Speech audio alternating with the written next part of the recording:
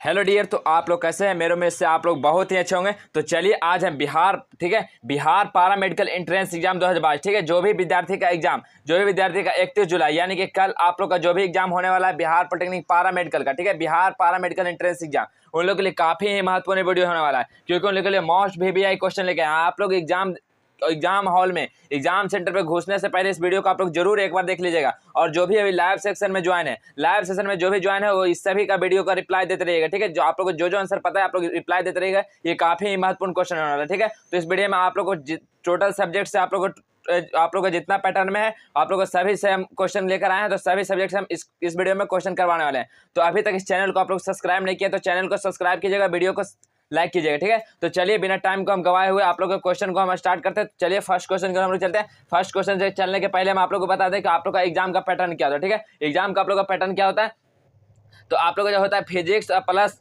Chemistry plus bio का, ठीक है, ये तीनों से आप लोग का कितना क्वेश्चन आता है, तो 25 क्वेश्चन आता है, ठीक है। फिजिक्स केमिस्ट्री और बायो से 25 क्वेश्चन आता है। और मैथ से कितना आता है, तो मैथ से आप लोग का 15 क्वेश्चन आता है, ठीक है। आप लोग का मैथ से 15 क्वेश्चन पूछा जाता है। और हिंदी से भी आप लोग का कितना है, हिंदी से भी आप लोग का 15 क्वेश्चन। हिंदी से क्या पूछा जाता है, तो ग्रामर पूछा जाता है। फिर आप लोग का इंग्लिश, ठीक है, इंग्लिश से कितना क्वेश्चन, तो इंग्लिश से आप लोग का भी आता है 15 क्वेश्चन, ठीक है। और जीके जो कि काफी इंपॉर्टेंट है, जीके से आप लोग को कितना आता है, तो जीके से आप लोग को 20 क्वेश्चन आता है, ठीक है। आप लोग का यही पैटर्न है। फिजिक्स केमिस्ट्री बायो से आप लोग को 25 क्वेश्चन आता है। मैथ से आप लोग को 15 क्वेश्चन आता है। हिंदी से आप लोग को 15 क्वेश्चन आता है। इंग्लिश से आप लोग को 15 क्वेश्चन आता है। और जीके से आप लोग को 20 क्वेश्चन आता है। तो देखिए आप लोग का टोटल क्वेश्चन कितना होता है, तो टोटल आप लोग को जो एग्जाम में क्वेश्चन आता है 90 क्वेश्चन आता है, ठीक है। हर एक क्वेश्चन 5-5 मार्क्स का होता है। तो आप लोग का एग्जाम कितना मार्क्स का हो जाएगा, तो 450 मार्क्स का, ठीक है। 450 मार्क्स का आप लोग का भी एग्जाम होता है, ठीक है। तो आप लोग पैटर्न समझ चुके हैं। तो चलिए हम आज के क्वेश्चन को स्टार्ट करते हैं।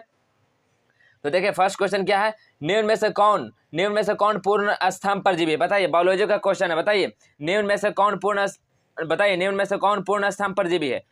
तो पूर्ण स्तंभ परजीवी कौन है, बताइए। बिस्कम, चंदन, रेफ्लिसिया या अमरबेल। तो कौन इसमें डी है, बताइए। निम्न में से कौन पूर्ण स्तंभ परजीवी है, तो पूर्ण स्तंभ परजीवी कौन है, तो अमरबेल, ठीक है। अमरबेल क्या है, तो ये पूर्ण स्तंभ परजीवी है dear. Option number D correct हो जाएगा, अमरबेल। चलिए नेक्स्ट क्वेश्चन। देखिए नेक्स्ट क्वेश्चन क्या है, निम्न में से कौन जलीय ब्रायोफाइट है, बताइए। निम्न में से कौन जलीय ब्रायोफाइट है, तो कौन है जलीय ब्रायोफाइट, बताइए। निम्न में से कौन जलीय ब्रायोफाइट है, तो जलीय ब्रायोफाइट क्या है, रिक्सिया फ्लूटनेस, ठीक है, रिक्सिया फ्लूटनेस है, ठीक है। ये क्या है, ये जलीय ब्रायोफाइट है। ऑप्शन नंबर बी करेक्ट हो जाएगा। नेक्स्ट क्वेश्चन, एम द्रव्यमान के एक कण की गतिज ऊर्जा ई है, तो इसका संवेग क्या हो जाएगा। कोई एम द्रव्यमान के कण की गतिज ऊर्जा ई है, तो इसका संवेग क्या हो जाएगा डियर, तो इसका संवेग क्या हो जाएगा, बताइए। तो इसका संवेग क्या हो जाएगा, कोई द्रव्यमान का कण का गतिज ऊर्जा ई है, तो क्या हो जाएगा, √2 mE हो जाएगा, ठीक है। काइनेटिक एनर्जी ई, तो क्या हो जाएगा, √2 mE। Option number A correct हो जाएगा, √2 mE, ठीक है। चलिए नेक्स्ट क्वेश्चन, बहुत ही इंपॉर्टेंट क्वेश्चन। किरचॉफ धारा नियम किसके संरक्षण पर आधारित है, किरचॉफ धारा किसके नियम पे संरक्षित है, बताइए डियर। किरचॉफ धारा किसके संरक्षण पर आधारित है, किरचॉफ का धारा है वो किसके संरक्षण पर आधारित है, तो आधारित है आवेश पे, ठीक है। आवेश के संरक्षण पे सिद्धांत पर आधारित है। ऑप्शन नंबर बी बिल्कुल करेक्ट हो जाएगा। चलिए नेक्स्ट क्वेश्चन, डेसिबल क्या है, बताइए। डेसिबल क्या है, एक बाध्य सूचक है या ध्वनि स्तर की एक माप है या शोर के तरंगदैर्घ्य है या एक बाध्य यंत्र है। तो डेसिबल क्या है डियर, तो डेसिबल क्या है, तो डेसिबल क्या है, ध्वनि स्तर की एक माप, ठीक है। ध्वनि मापने की एक क्या है, ये एक डिवाइस है, ठीक है। ध्वनि मापने की एक डिवाइस है। तो ऑप्शन नंबर बी करेक्ट हो जाएगा, ध्वनि स्तर की माप है डेसिबल। चलिए नेक्स्ट क्वेश्चन, बहुत ही इंपॉर्टेंट क्वेश्चन है ये सब दम आप लोग के लिए, दम आप लोग बहुत ही इंपॉर्टेंट क्वेश्चन है। तो आप लोग वीडियो में दम लास्ट तक बने रहिए, आप लोग को सभी सब्जेक्ट से आप लोग को क्वेश्चन करवाया जाएगा, ठीक है। तो दम गर्दा कर देना कल के एग्जाम में, दम एक भी क्वेश्चन को नहीं छोड़ना आप लोग के लिए। पृथ्वी के चुंबकीय क्षेत्र की दिशा में भूमध्य रेखा पर नति कोण का मान होता है, बताइए। पृथ्वी के चुंबकीय क्षेत्र की दिशा में भूमध्य रेखा पर नीति कोण का मान कितना होता है, तो नीति कोण का मान कितना हो जाता है, 0 डिग्री वहां पे हो जाता है, ठीक है। ऑप्शन नंबर डी बिल्कुल करेक्ट हो जाएगा। चलिए नेक्स्ट क्वेश्चन, निम्नलिखित में से कौन सी विद्युत चुंबकीय तरंग नहीं है, बताइए। निम्नलिखित में से कौन सी विद्युत चुंबकीय तरंग नहीं है, बताइए। अवरक्त तरंगे, प्रस्रवित तरंगे, सूक्ष्म तरंगे या एक्स किरण। इसमें से कौन है जो विद्युत चुंबकीय तरंग नहीं है, तो इसमें से कौन जो है विद्युत चुंबकीय तरंग नहीं है, तो प्रस्रवित तरंगे, ठीक है। अल्ट्रासोनिक वेव, ठीक है। अल्ट्रासोनिक वेव क्या होता है, ये विद्युत चुंबकीय तरंगे नहीं है। ऑप्शन नंबर बी बिल्कुल करेक्ट हो जाएगा, प्रस्रवित तरंगे। नेक्स्ट क्वेश्चन, कौन सी रंगहीन गैस लेड एसीटेट पेपर को काला कर देता है? बताइए कौन सी रंगहीन गैस लेड एसीटेट पेपर को काला कर देता है? बताइए कौन सी रंगहीन गैस लेड एसीटेट पेपर को काला कर देता है? SO2 या Br2 या H2S या Cl2? तो कौन सा रंगहीन गैस लेड जो एसीटेट पेपर को काला कर देता है? तो काला कर देता है H2S, ठीक है। H2S क्या करता है? ये जो गैस लेड एसीटेट पेपर होता है इसको काला कर देता है, ठीक है। ऑप्शन नंबर सी करेक्ट हो जाएगा। नेक्स्ट क्वेश्चन, 2 मेथाइल प्रोपेन में 3 कार्बन की संख्या कितना हो जाएगा? बताइए 2 मेथिल प्रोपेन में 3 डिग्री कार्बन की संख्या कितना हो जाएगी? तो कितना हो जाएगा डियर? तो 1 हो जाएगा। ऑप्शन नंबर डी करेक्ट हो जाएगा। चलिए नेक्स्ट क्वेश्चन,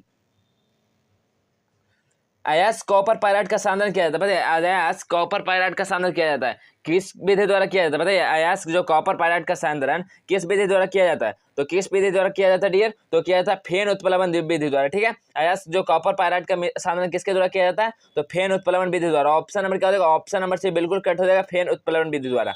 नेक्स्ट क्वेश्चन, पौधों में मादा जननांग के भागों में व्यवस्थित क्रम होता है? बताइए पौधों में मादा जननांग के भागों में व्यवस्थित क्रम होता है। तो कौन सा व्यवस्थित क्रम होता है? बताइए पौधों में जो मादा जननांग होता है उसके भाग में उसका व्यवस्थित क्रम क्या होता है? उसका व्यवस्थित क्रम क्या होता है डियर? तो पहले वृत्तिकाग्र, वर्तिका, अंडाशय एवं पुष्पांजन, यही है क्या है? ये व्यवस्थित क्रम है। ऑप्शन नंबर बी करेक्ट हो जाएगा, वर्तिकाग्र, वर्तिका, अंडाशय एवं पुष्पासन, ठीक है। ऑप्शन नंबर बी करेक्ट हो जाएगा। चलिए नेक्स्ट क्वेश्चन, स्थानिक जातियां क्या है? बताइए स्थानिक जातियां क्या है? स्थानिक जातियां क्या है डियर? तो स्थानिक जातियां जो वह पौधे और जंतु जो केवल एक विशिष्ट भौगोलिक क्षेत्र में पाए जाते हैं उसको हम लोग क्या बोलते हैं? स्थानिक जाति बोलते हैं, ठीक है। स्थानिक जाति किसको बोलते हैं? वह पौधे और जंतु जो केवल एक विशिष्ट भौगोलिक क्षेत्र में पाए जाते हैं उसको हम लोग बोलते हैं स्थानिक जातियां, ठीक है। ऑप्शन नंबर डी करेक्ट हो जाएगी। नेक्स्ट क्वेश्चन,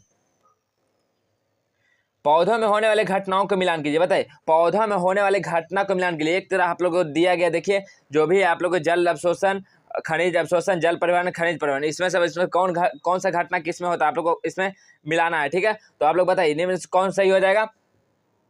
तो बताइए इसका क्या हो जाएगा? देखिए ये क्या हो जाएगा, देखिए जल जो अवशोषण होता है वो जल का अवशोषण किसके द्वारा होता है? तो बताइए इसका करेक्ट आंसर क्या हो जाएगा? तो इसका correct answer option number D हो जाएगा। ए का क्या हो जाएगा? ए का जो आप लोग को जो मिलेगा वो 3 के साथ, ठीक है। जल का अवशोषण किसके साथ होगा? मूल रोम के साथ हो जाएगा। और जो खनिज का अवशोषण होगा, खनिज का अवशोषण किसके साथ होता है? तो लेमा के साथ। और जो जल परिवहन होता है, जल परिवहन किसके द्वारा होता है? तो जाइलम के द्वारा होता है। और खनिज परिवहन किसके द्वारा होता है? तो फ्लोएम के द्वारा होता है, ठीक है। तो आप लोग देखिए पौधों में होने वाली घटना क्या क्या होता है? तो जल अवशोषण होता है मूल रोम द्वारा, खनिज अवशोषण होता है एपिलेमना द्वारा, जल परिवहन होता है जाइलम द्वारा, खनिज परिवहन होता है फ्लोएम द्वारा, ठीक है। तो ऑप्शन नंबर डी बिल्कुल करेक्ट हो जाएगा। चलिए नेक्स्ट क्वेश्चन, निम्नलिखित यौगिक का यूपीएससी नाम क्या होगा? इसका आईयूपीएससी नाम क्या हो जाएगा डियर? बताइए इसका यूपीएससी नाम क्या हो जाएगा? आप लोगों को देखिए ऑप्शन में भी आप लोगों को दिया गया है oxopropyl methyl ether, 2 methoxy propane, 2 methoxy 2 methyl ethane या 1 मेथॉक्सी 1 मेथिल एथेन। तो इसका करेक्ट आंसर क्या हो जाएगा डियर? बताइए इसका करेक्ट आंसर क्या हो जाएगा डियर? बताइए इसका आईपीएससी नाम क्या हो जाएगा? तो इसका देखिए इसका आईपीएससी नाम क्या हो जाएगा? तो इसका आईपीएससी नाम हो जाएगा 2 मेथॉक्सी प्रोपेन, ठीक है। 2 methoxy propane, option number B correct हो जाएगा। नेक्स्ट क्वेश्चन, कार्बन के बाद श्रृंखलन हेतु बंध ऊर्जा होती है। बताइए कार्बन के जो बाद में श्रृंखलन हेतु बंध ऊर्जा किसका होता है? कार्बन के बाद श्रृंखलन हेतु बंध ऊर्जा किसका होता है डियर? तो किसका बंध ऊर्जा हो जाता है? तो सिलिकॉन का होता है। कार्बन के बाद किसका हो जाता है? तो कार्बन के बाद सिलिकॉन का जो होता है वो बंध ऊर्जा होता है। ऑप्शन नंबर बी करेक्ट हो जाएगा। नेक्स्ट क्वेश्चन, निम्नलिखित में से कौन सा विटामिन हार्मोन की तरह कार्य करता है? बताइए निम्नलिखित में से कौन सा विटामिन है जो हम लोग को हार्मोन की तरह कार्य करता है? तो कौन सा विटामिन हार्मोन की तरह काम करता है?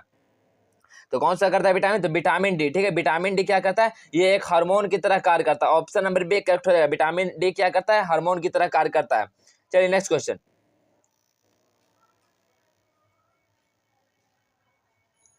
5 जगत, ठीक है, 5 जगत वर्गीकरण विधि के अनुसार 5 जगत वर्गीकरण विधि के अनुसार बैक्टीरिया और नील हरित शैवाल को सम्मिलित किया गया। बताइए किसमें सम्मिलित किया गया? 5 जगत वर्गीकरण विधि के अनुसार बैक्टीरिया और नीला हरित शैवाल को किसमें सम्मिलित किया गया? तो किसमें सम्मिलित किया गया डियर? तो पोनेरा में, ठीक है। पोनेरा में सम्मिलित किया गया, पोनेरा में। तो ऑप्शन नंबर क्या हो जाएगा? ऑप्शन नंबर आप लोगों को बी बिल्कुल करेक्ट हो जाएगा, पोनेरा में। चलिए नेक्स्ट क्वेश्चन, निम्न में से कौन सा उत्तक है?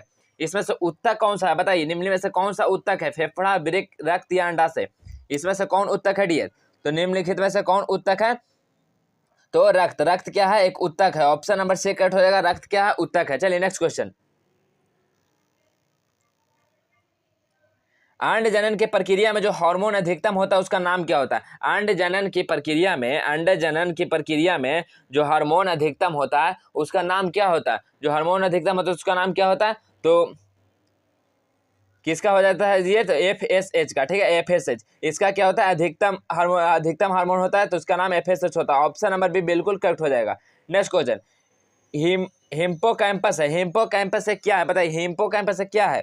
स्तनधारी है या मीन है, प्रोटोकॉर्डेट है या सिलेंट्रेट है? बताइए। तो हिप्पोकैम्पस क्या है? एक तो हिप्पोकैम्पस क्या है? तो एक मीन है, ठीक है, मीन है। ऑप्शन नंबर बी करेक्ट हो जाएगा, मीन है। नेक्स्ट क्वेश्चन देखिए, यदि x1 लंबाई वस्तु का उत्तल दर्पण से बना प्रतिबिंब x2 है तो लंबाई का हो तो यहाँ लंबाई क्या हो जाएगा बताइए? x1 लंबाई की कोई वस्तु है, उसका अवतल दर्पण से बना प्रतिबिंब x2 लंबाई है, तो यहाँ पे क्या हो जाएगा? तो यहाँ पे क्या हो जाएगा डियर? तो जो हो जाएगा वो x1 ग्रेटर हो जाएगा x2 से, ठीक है, x2 से ग्रेटर देन हो जाएगा x1 से। अवतल दर्पण की बात कर रहा है तो वस्तु का जो ऑब्जेक्ट का जो साइज है वो बड़ा होगा प्रतिबिंब की साइज से। चलिए ऑप्शन नंबर से करेक्ट हो जाएगा। चलिए नेक्स्ट क्वेश्चन,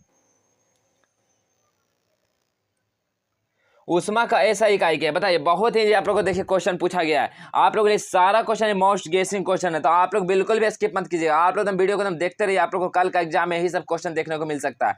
उष्मा का इकाई क्या है? उष्मा का इकाई क्या है डियर बताइए? उष्मा का इकाई क्या है? तो उष्मा का इकाई जूल है। ऑप्शन नंबर एक करेक्ट हो जाएगा, जूल। जूल क्या है? उष्मा की इकाई है। चलिए नेक्स्ट क्वेश्चन,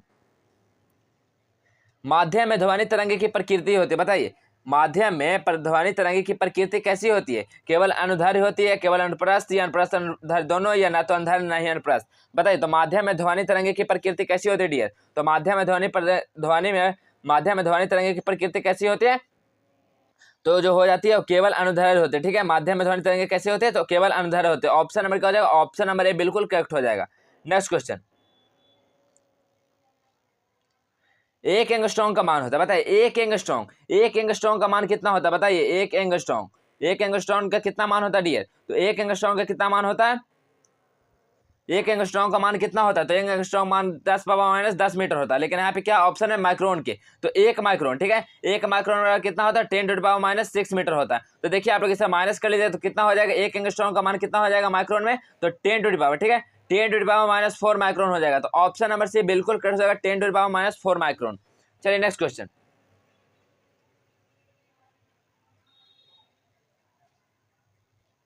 ध्वनि तरंग की चाल अधिकतम होती है। ध्वनि तरंग की चाल अधिकतम क्या होती है बताइए? ध्वनि तरंग की अधिकतम चाल किसमें होती है? निर्वात में, इस्पात में, वायु में या जल में?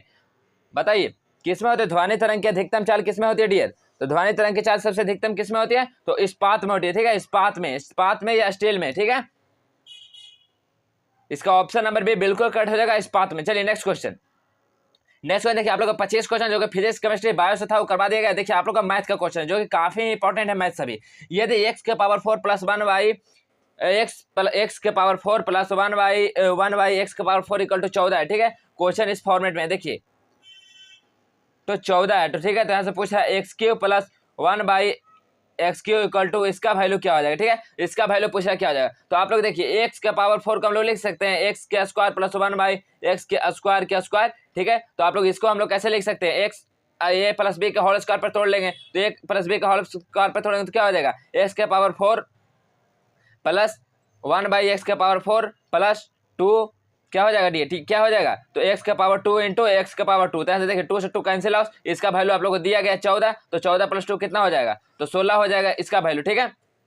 X square plus B X plus किसका हो जाएगा? एक्स स्क्वायर प्लस 1 बटा एक्स स्क्वायर का, ठीक है। इसको स्क्वायर इधर लाएंगे तो रूट 16, तो रूट 16 कितना का होता है? 4 का। तो इसका वैल्यू कितना है? 4 का। तो फिर हम लोग देखिए इसको ऐसे लिख सकते हैं dear X plus 1 by X के स्क्वायर, ठीक है। इसको भी हम लोग a प्लस बी के फॉर्मेट में तोड़ेंगे तो इसका भी आप लोग को जो आंसर आ जाएगा वो कितना होगा?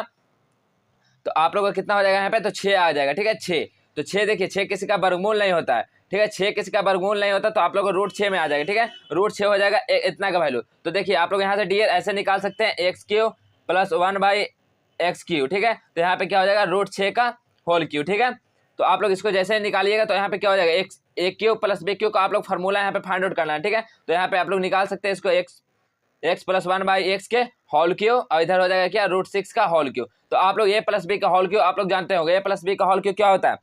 a³ plus b³ plus 3ab और क्या होता है?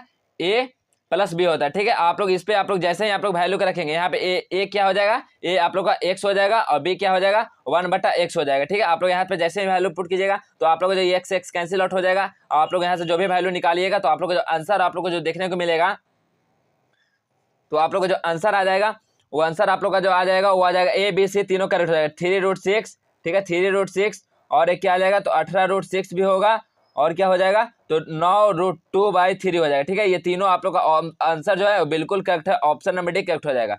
नेक्स्ट क्वेश्चन चलिए,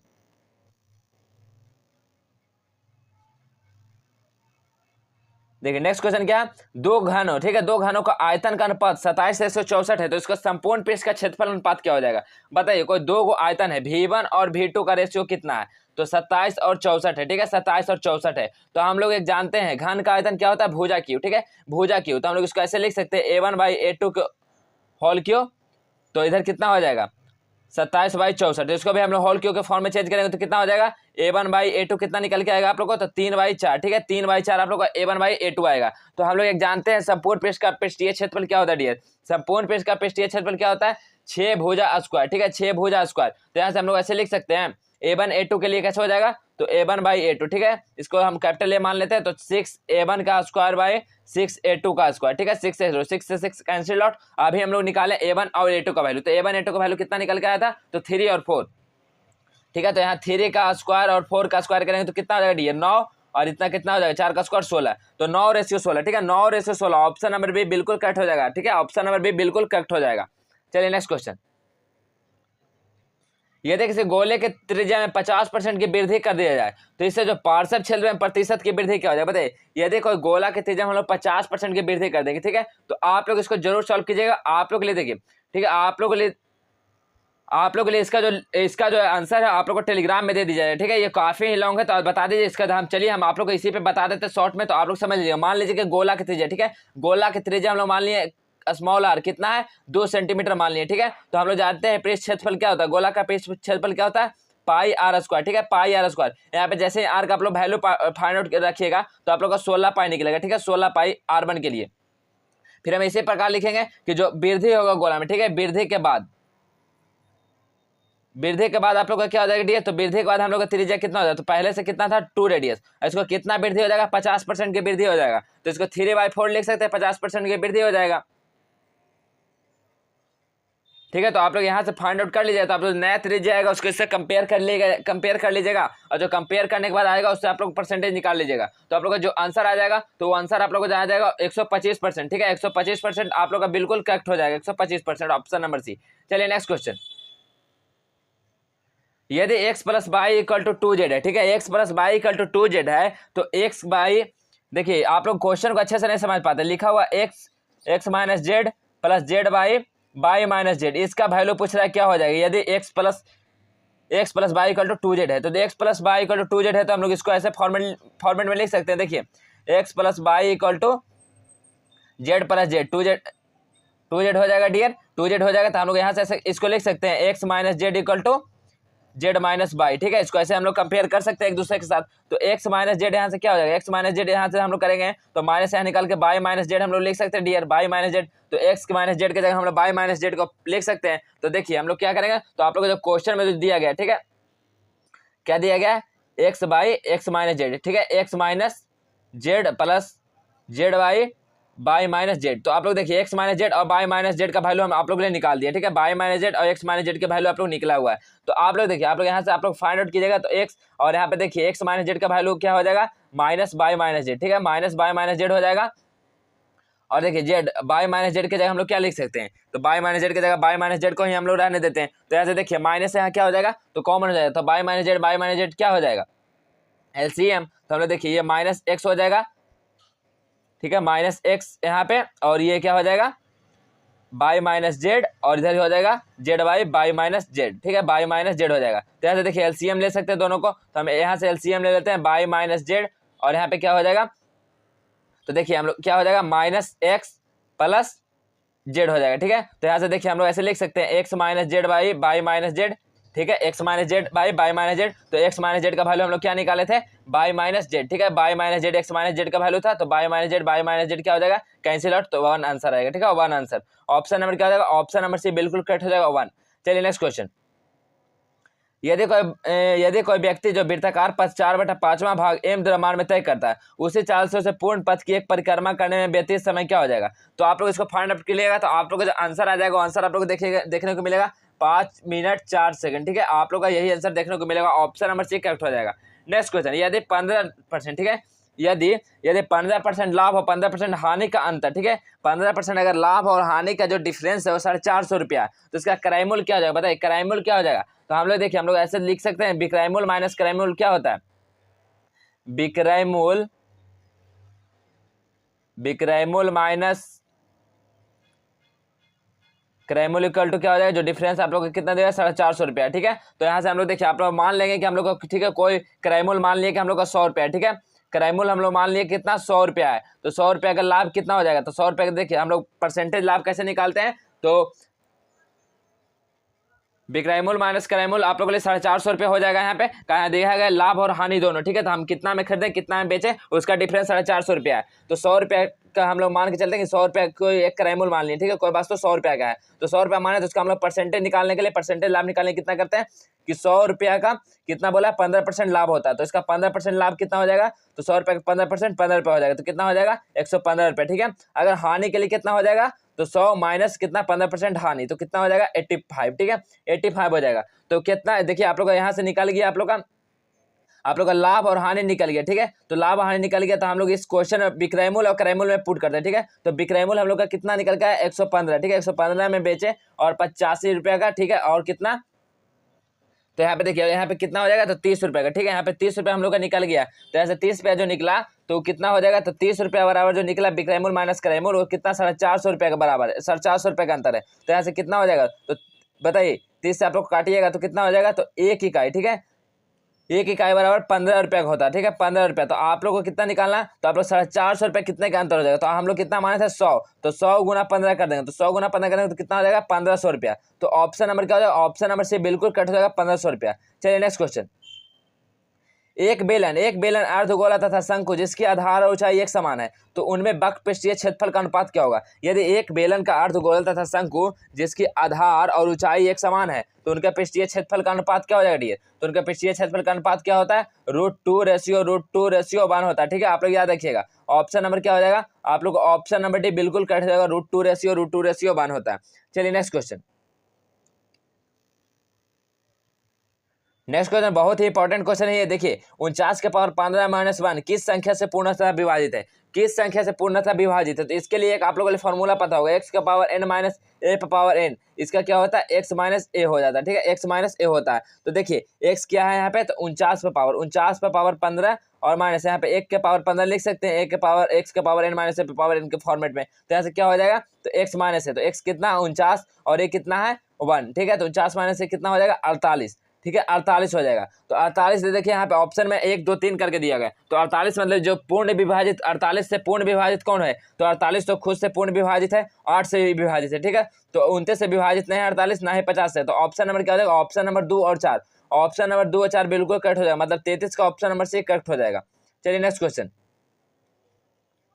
दो सतत विषम संख्याओं का गुणनफल, ठीक है, कोई दो सतत विषम संख्या का गुणनफल जो है वो 6723 है, तो छोटी संख्या का वर्गमूल क्या हो जाएगा, बताइए छोटी संख्या का वर्गमूल वहाँ क्या हो जाएगा, दो सतत विषम संख्याओं का गुणनफल आप लोग को दिया गया, तो ठीक है, तो हम लोग पहला विषम संख्या क्या मान लेते हैं, तो हम लोग पहला विषम संख्या मान लेते हैं x, ठीक है, और दूसरा विषम संख्या मान लेते हैं x + 2 है मेरे पास, ठीक है, तो यहाँ से हम लोग क्या बोला सतत विषम संख्याओं का गुणनफल, तो क्या हो जाएगा x × x + 2 इक्वल टू कितना दिया गया गुणनफल दोनों का 6723। तो आप लोग यहाँ से जैसा ही आप लोग यहाँ से मल्टीप्लाई कीजिएगा तो क्या हो जाएगा x² + 2x, यहाँ से इसको इधर लाएंगे तो 6723 हो जाएगा इक्वल टू 0। तो आप लोग यहाँ से गुणनखंड तोड़ लीजिएगा, गुणनखंड तोड़िएगा तो आप लोग कैसे आएगा, तो पहले देखिए आप लोग को गुणनखंड तोड़ने के लिए क्या हो जाएगा x³ + 83x minus 81x minus 6723 equal to 0। तो आप लोग देखिए, आप लोग यहाँ से निकाल सकते हैं। आप लोग एक गुणनखंड को तोड़िए, गुणनखंड तोड़ने के बाद जो आप लोग को जो आंसर आ जाएगा वो एक आएगा x इक्वल टू 81 और एक आएगा x इक्वल टू माइनस 81। तो आप लोग जानते हैं रूट निकालते हैं पॉजिटिव वाले टर्म से, तो पॉजिटिव वाले टर्म से रूट निकालेंगे तो क्या बोले, छोटी पूर्ण वर्ग संख्या, तो इसका वर्ग पूर्ण वर्ग संख्या कितना हो जाएगा 81 का, तो 81 का कितना हो जाएगा डी, तो 9 हो जाएगा। तो ऑप्शन नंबर क्या हो जाएगा, ऑप्शन नंबर डी बिल्कुल करेक्ट हो जाएगा 9।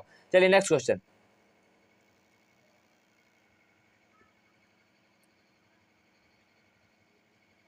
देखिए नेक्स्ट क्वेश्चन क्या डियर, यदि एक पेड़ पर, ठीक है, यदि पेड़ पर बैठी B1 और B2 और B3 तीन प्रकार की चिड़िया है, चिड़िया का अनुपात क्या है 3:7:5 है, ठीक है, 3:7:5 है, 5 का अनुपात हो, तो चिड़ियाओं को B2 की संख्या, चिड़ियाओं B1 की संख्या में अंतर संख्याओं 9 और 7 के गुणज की कोई संख्या भी हो तो पेड़ पर बैठी चिड़ियों को कम से कम कितना होता है, पेड़ पर बैठी चिड़िया कितना हो जाएगी, तो टोटल चिड़िया आप लोगों के लिए जो कुल चिड़िया कितना बैठा हुआ है तो 3, ठीक है, 3x मान लेते हैं 7x प्लस 5x, टोटल चिड़िया कितना बैठा हुआ डियर, तो 15x, ठीक है, 15x। अब 15 चिड़िया आप लोग को टोटल पेड़ पर बैठी है, तो टोटल बैठे तो क्या बोला B1 और B2 B3 इस प्रकार बैठा है कि चिड़िया इतना, तो B2 की संख्या B1 की संख्या में अंतर, ठीक है, तो B2 की संख्या कितना है, तो B2 कितना है 7x और B1 कितना 3x, तो 7x minus 3x equal to क्या हो जाएगा, कितना बैठा हुआ है, तो दोनों का संख्याओं का गुणनफल, मतलब 9 7 63 हो जाएगा, 63 को बैठा है, ठीक है, इसको n मान लेते हैं। तो यहाँ से कितना हो जाएगा डी, देखिए 7x माइनस 3x आएगा तो 4x, तो 63 इंटू n हो जाएगा। तो यहाँ से 4 को हम लोग इधर लाएंगे तो कितना हो जाएगा x equal to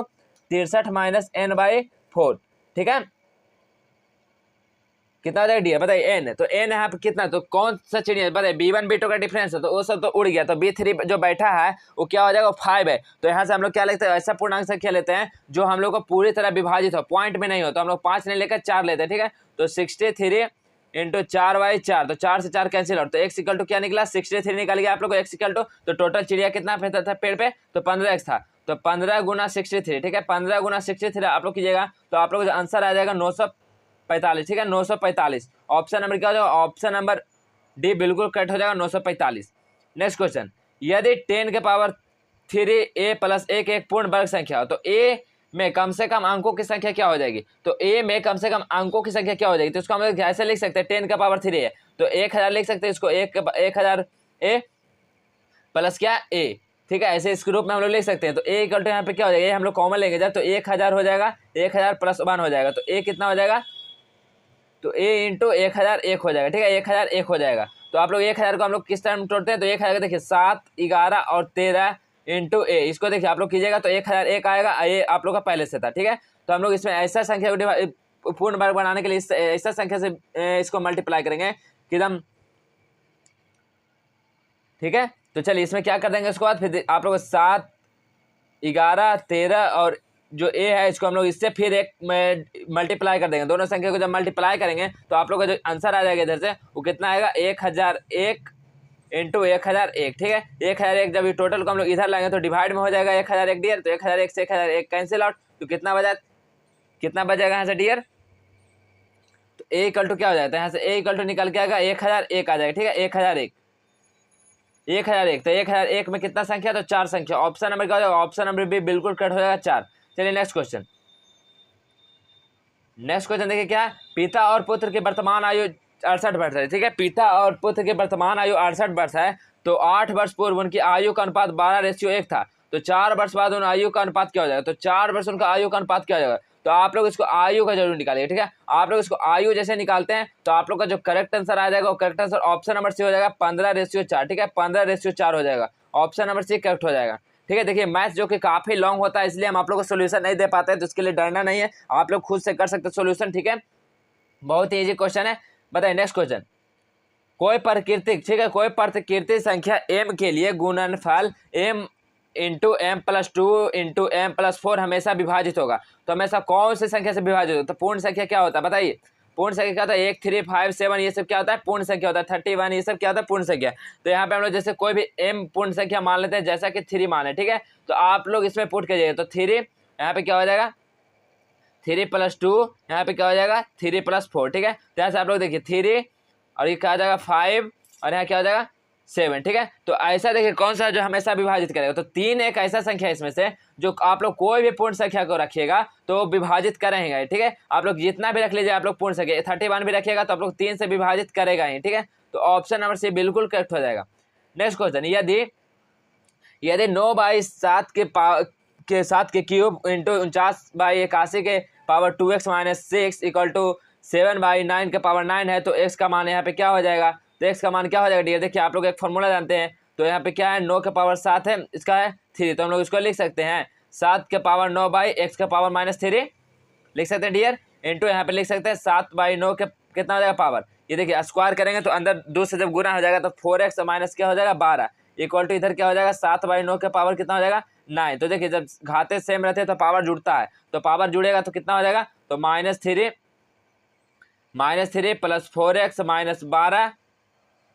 -12 equal to क्या हो जाएगा 9 हो जाएगा। ठीक है, तो देखिए -12 और -3 कितना हो जाएगा -15, तो 4x - 15 इक्वल टू क्या हो जाएगा डियर 9। तो यहाँ से क्या हो जाएगा 4x इक्वल टू क्या हो जाएगा 9 + 15, तो 4x इक्वल टू क्या हो जाएगा 15 और 9 कितना हो जाएगा डियर, तो 24। तो यहाँ से x इक्वल टू कितना हो जाएगा, तो x इक्वल टू कितना हो जाएगा 6। ठीक है, x equal to 6, option number क्या हो जाएगा, ऑप्शन नंबर ए बिल्कुल करेक्ट हो जाएगा 6।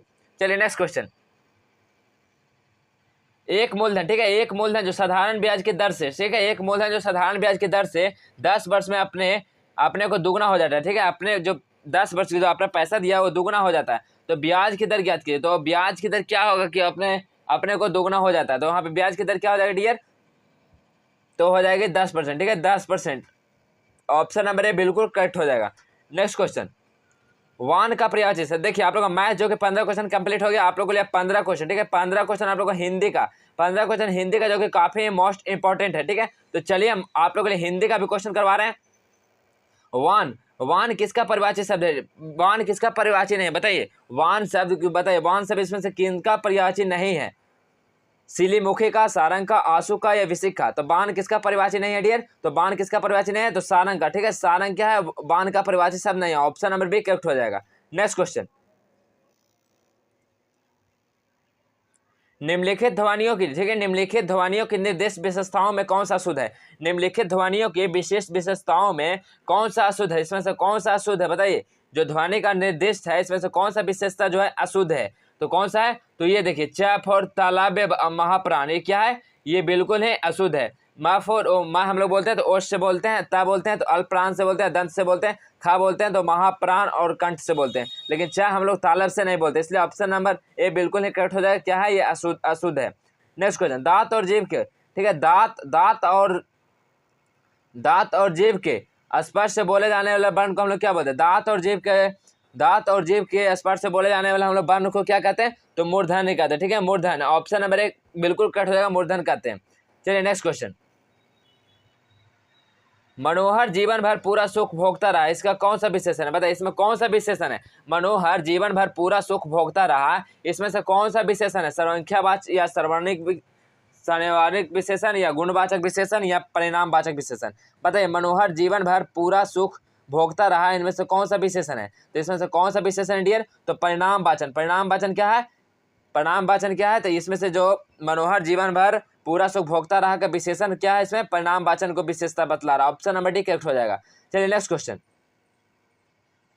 वह बहुत अच्छा लड़का है बाक में वो कौन सा सर्वनाम है बताइए, वह बहुत अच्छा लड़का है बाक में वो कौन सा सर्वनाम है, तो कौन सा सर्वनाम है, निजवाचक, संबंधवाचक, अनिश्चयवाचक या निश्चयवाचक?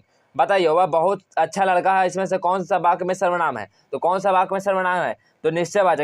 इसमें इस वाक्य में कौन सा सर्वनाम है, तो निश्चयवाचक, ऑप्शन नंबर डी करेक्ट हो जाएगा, निश्चयवाचक डियर।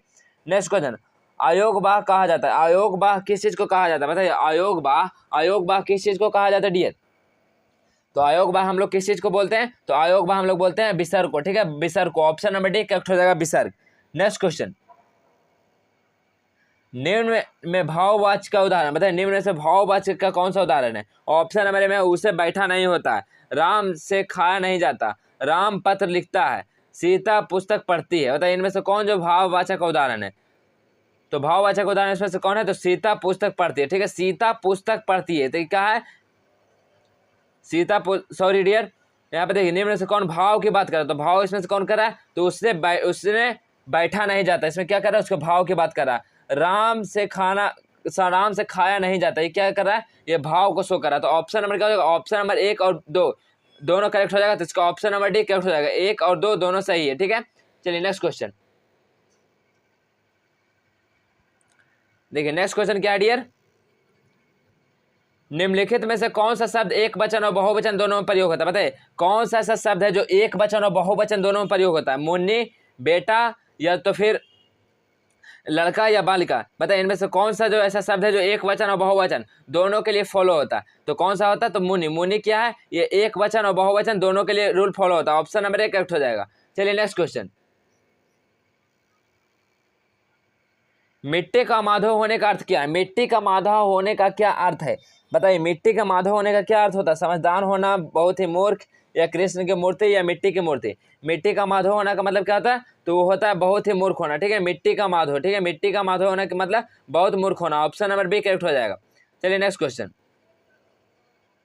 निम्नलिखित शब्दों में से किसमें उपसर्ग का निर्देश अशुद्ध है, बताइए निम्नलिखित जो शब्द है इसमें से कौन सा जो उपसर्ग का निर्देश है वो अशुद्ध है, तो इसमें से कौन सा अशुद्ध है, तो देखिए निम जो अजित, ठीक है, निम अजित, ये क्या है, इसमें जो उपसर्ग लगा है वो क्या है, ये अशुद्ध है, ऑप्शन नंबर ए बिल्कुल करेक्ट हो जाएगा, निम। चलिए नेक्स्ट क्वेश्चन,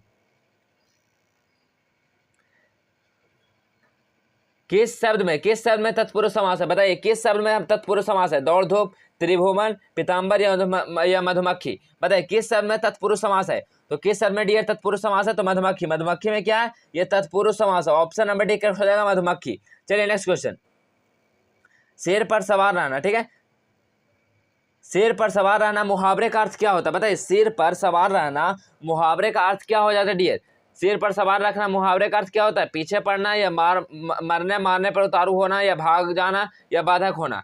शेर पर सवार रखना मुहावरे का अर्थ क्या होता है, तो वो होता है पीछे पड़ना, ठीक है, पीछे पड़ना, सिर पर सवार हो जाना, कोई बोलता नहीं कि सिर पर सवार हो गया ये हमरा, मतलब वो पीछे उसके पड़ गया, ऑप्शन नंबर 1 करेक्ट हो जाएगा।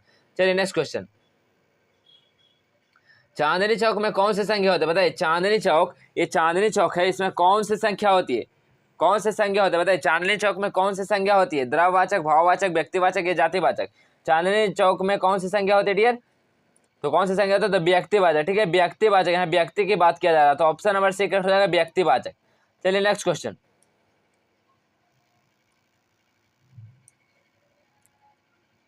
निम्नलिखित में से कौन सा विकल्प विलोम की दृष्टि से सही नहीं है, बताइए निम्नलिखित में से कौन सा बताइए निम्नलिखित में से कौन सा विकल्प विलोम की दृष्टि से नहीं है, बताइए कौन सा इसमें जो है ऐसा, बताइए इसमें से कौन सा, निम्नलिखित में से कौन सा विकल्प विलोम की दृष्टि से नहीं है, विलोम की दृष्टि से सही इसमें से कौन सा नहीं है, तो कौन सा नहीं है डियर, तो सुबुद्धि और असुबुद्धि, ठीक है, सुबुद्धि और असुबुद्धि क्या है, ये विकल्प विलोम के दृष्टि से सही नहीं है, ऑप्शन नंबर 1 करेक्ट हो जाएगा, ठीक है। अब आगे ये सब देखिए विलोम के दृष्टि से सही है, कार्तिक अपकार्तिक, उत्कर्ष के अपकर्ष, आरोह के अवरोह, ठीक है। चलिए नेक्स्ट क्वेश्चन, आयुष्मान का स्त्रीलिंग क्या है, बताइए आयुष्मान, आयुष्मान का स्त्रीलिंग क्या है, बताइए आयुष्मान का स्त्रीलिंग क्या होता है डियर, तो आयुष्मती होता है, ठीक है, आयुष्मान का स्त्रीलिंग क्या होता है, आयुष्मती होता है, ऑप्शन नंबर 1 करेक्ट हो जाएगा। नेक्स्ट क्वेश्चन,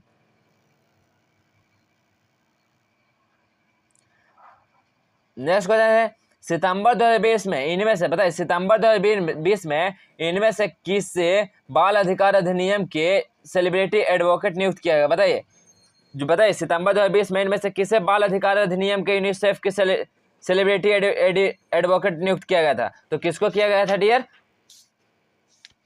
तो आयुष्मान खुराना को किया गया था, ठीक है, आयुष्मान खुराना को, ऑप्शन नंबर बी करेक्ट हो जाएगा। नेक्स्ट क्वेश्चन, हॉर्नबिल त्योहार है, ठीक है, एक हॉर्नबिल त्योहार है, कौन सा सब शहर में मनाया जाता है जो प्रत्येक वर्ष 1 से 10 दिसंबर तक मनाया जाता है, बताइए प्रत्येक वर्ष पर मनाया जाता है, हॉर्नबिल त्योहार उसको बोलते हैं, और 1 से 10 दिसंबर तक मनाया जाता है, तो कौन सा शहर में मनाया जाता है डियर, तो नागालैंड, नागालैंड में हॉर्नबिल त्योहार मनाया जाता है, कब मनाया जाता है, तो 1 से 10 दिसंबर के बीच में मनाया जाता है, ऑप्शन नंबर डी करेक्ट हो जाएगा, नागालैंड। चलिए नेक्स्ट क्वेश्चन, हिंदू कैलेंडर के अंतिम माह में, ठीक है, हिंदू कैलेंडर के अंतिम माह में निम्न में से कौन सी हिंदू त्योहार मनाया जाता है, बताइए हिंदू कैलेंडर के अंतिम माह में निम्न में से कौन सा हिंदू त्योहार मनाया जाता है, बताइए हिंदू कैलेंडर के, ठीक है, हम लोग का जो हिंदू कैलेंडर होता है वो अंतिम माह में निम्न में से कौन सा हिंदू त्योहार मनाया जाता है, तो हिंदू त्योहार इसमें से कौन सा मनाया जाता है डियर, तो होली, ठीक है, Holi, option number B correct हो जाएगा, होली। नेक्स्ट क्वेश्चन, चूलिया जलप्रपात में चंबल नदी, बताइए किस शहर में उपस्थित है, बताइए चूलिया जलप्रपात किस शहर में चंबल नदी पर स्थित है, तो किस शहर में है डियर, तो राजस्थान में, ठीक है, राजस्थान में क्या है, वो चंबल नदी स्थित है, ठीक है, ऑप्शन नंबर बी करेक्ट हो जाएगा। चलिए नेक्स्ट क्वेश्चन, निम्न में से कौन सा पर्वतीय दर्रा उत्तराखंड राज्य में स्थित है, बताइए निम्न में से कौन सा पर्वतीय दर्रा उत्तराखंड राज्य में उपस्थित है, तो कौन सा दर्रा है डियर, बताइए निम्न में से कौन सा पर्वतीय दर्रा उत्तराखंड राज्य में स्थित है, तो हो जाएगा मंगनसा धूरा दर्रा, ठीक है। मंगनसा धूरा दर्रा ही क्या है, ये उत्तराखंड राज्य में उपस्थित है। ऑप्शन नंबर क्या होगा, ऑप्शन नंबर सी करेक्ट हो जाएगा। नेक्स्ट क्वेश्चन, अगस्त 2020, ठीक है, अगस्त 2020 में निम्न में से किस में, अगस्त 2020 में निम्न में से किस में वाटर एडवेंचर श्रेणी में तेंजिंग नोंगे राष्ट्रीय साहसिक पुरस्कार जीता था। कौन जीते थे पुरस्कार, तो जीते थे सत्येंद्र सिंह, ठीक है, सत्येंद्र सिंह जीते, ठीक है, सत्येंद्र सिंह। ऑप्शन नंबर क्या होगा, ऑप्शन नंबर ए बिल्कुल करेक्ट हो जाएगा। चलिए नेक्स्ट क्वेश्चन,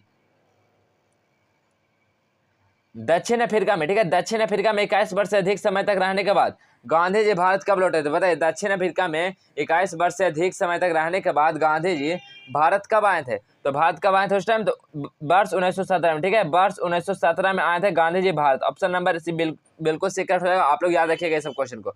नेक्स्ट क्वेश्चन, निम्न में से कौन से संगठन के नोबेल शांति पुरस्कार से सम्मानित किया गया था, बताइए निम्न में से किस संगठन के नोबेल पुरस्कार शांति पुरस्कार 2020 से सम्मानित किया गया था, तो किसको सम्मानित किया गया था डियर, तो किया गया था विश्व खाद्य कार्यक्रम, ठीक है, विश्व खाद्य कार्यक्रम को। ऑप्शन नंबर ए करेक्ट हो जाएगा, विश्व खाद्य कार्यक्रम। नेक्स्ट क्वेश्चन, न्योरा घाटी राजकीय उद्यान निम्न में से किस राज्य में उपस्थित है, न्योरा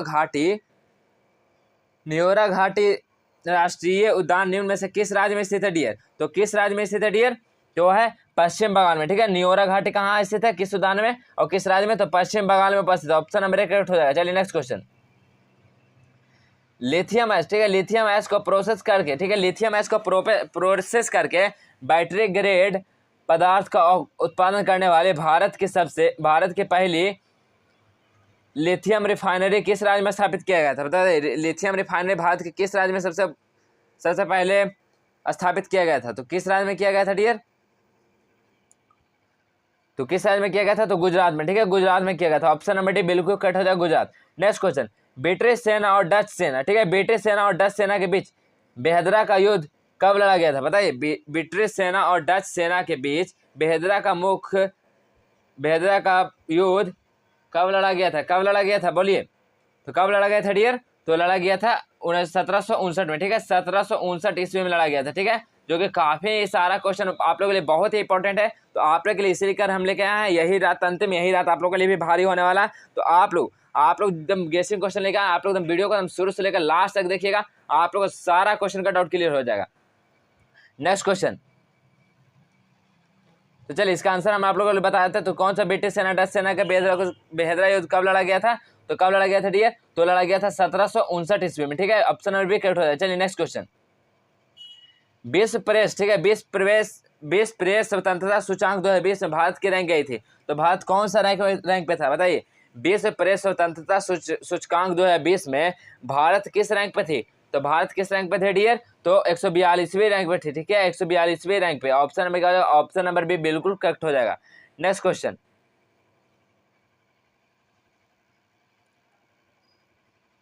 देखिए दिसंबर, ठीक है, दिसंबर 2020 में निम्न में से किस राज्य में मोनपा हस्त निर्मित कागज निर्माण इकाई का उद्घाटन हुआ था।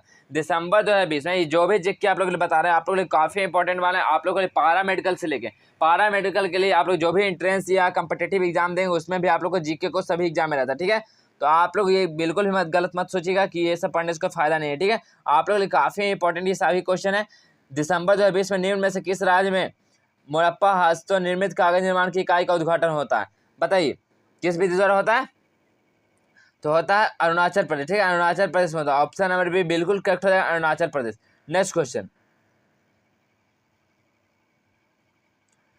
राजकीय गांधी खेल पुरस्कार से सम्मानित पहली महिला हॉकी खिलाड़ी कौन है, बताइए राजीव गांधी खेल पुरस्कार, बताइए गांधी राजीव खेल रत्न पुरस्कार से सम्मानित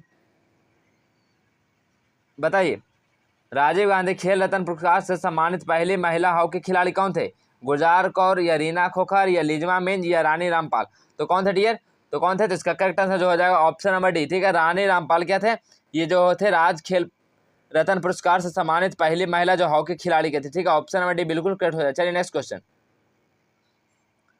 निम्न में से कौन सा याचिका, ठीक है, निम्न में से कौन सी याचिका किसी कैदी की हिरासत के लिए कानूनी वैध को चुनौती है, बताइए निम्न में से कौन सा याचिका, इसमें से कौन सा याचिका है जो किसी कैदी के हिरासत के कानूनी, ठीक है, हिरासत के कानूनी वैधता को चुनौती है, तो कौन सा इसमें डियर, तो क्या है, तो बंदी, ठीक है, बंदी प्रत्यक्षीकरण। बंदी प्रत्यक्षीकरण क्या काम है इसका, तो किसी भी जो कि कौन सी याचिका किसी कैदी की हिरासत से कानूनी वैधता को चुनौती देता है, ठीक है, चुनौती कौन देता है, तो बंदी का प्रत्यक्षीकरण। ऑप्शन नंबर 1 करेक्ट हो जाएगा। नेक्स्ट क्वेश्चन, केंद्र बजट, ठीक है, केंद्र बजट कितना था, तो 2020-21 में भारत सरकार ने 2020-21 से लेकर कितना, तो 3,42,230 रुपया का व्यय प्रस्ताव रखा, जो वर्ष 2019-20 के संशोधित अनुमान से वो कितना अधिक है, कितना % अधिक है, बताइए। 2019-20 के संशोधित अनुमान से कितना % अधिक है डियर, तो है 12.7%, ठीक है, 12.7% अधिक है। ऑप्शन नंबर डी बिल्कुल करेक्ट हो जाएगा।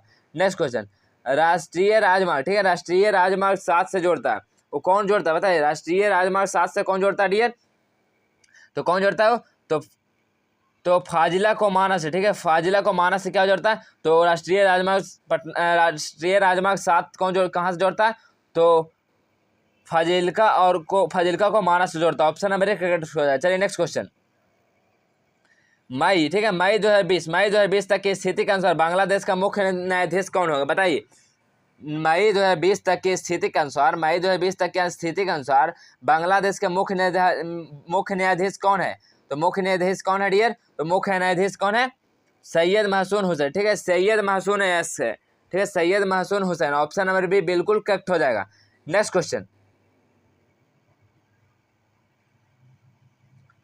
ठीक है, चलिए नेक्स्ट क्वेश्चन क्या है, फ्रेंच ओपन, ठीक है, फ्रेंच ओपन 2020 महिला एकल विजेता, इसका बताइए, इसका स्पोर्टेक किस देश की, बताइए। फ्रेंच ओपन 2020 महिला एकल विजेता ईगा स्पोर्टेक किस देश की थी, तो किस देश की थी डियर, तो की थे पोलैंड, ठीक है, पोलैंड देश की। ऑप्शन नंबर बी बिल्कुल करेक्ट हो जाएगी। चलिए नेक्स्ट क्वेश्चन, निम्न में से कौन सी बैंक दर की सही परिभाषा, बताइए। निम्न में से कौन सी बैंक दर की सही परिभाषा, तो बैंक दर की सही परिभाषा निम्न में से कौन सा डियर, तो कौन सा डियर, तो है यह वाणिज्य बैंकों द्वारा RBI की दे ब्याज दर होता है, ठीक है। निम्न में से कौन सा बैंक दर की सही परिभाषा दर की सही परिभाषा डियर, तो यह वाणिज्य बैंकों द्वारा RBI के दे ब्याज दर है, ठीक है, इसका correct answer option number B हो जाएगा। ठीक है, तो देखिए आज के लिए इतना ही क्वेश्चन था जो कि सभी सब्जेक्ट से लिया गया था। आप लोगों को बस इंग्लिश का क्वेश्चन नहीं करवाया गया, ठीक है, बाकी आप लोग का 4 सब्जेक्ट का इस चैनल पर आप लोग को सारा क्वेश्चन इतने में आप लोग को करा दिया गया।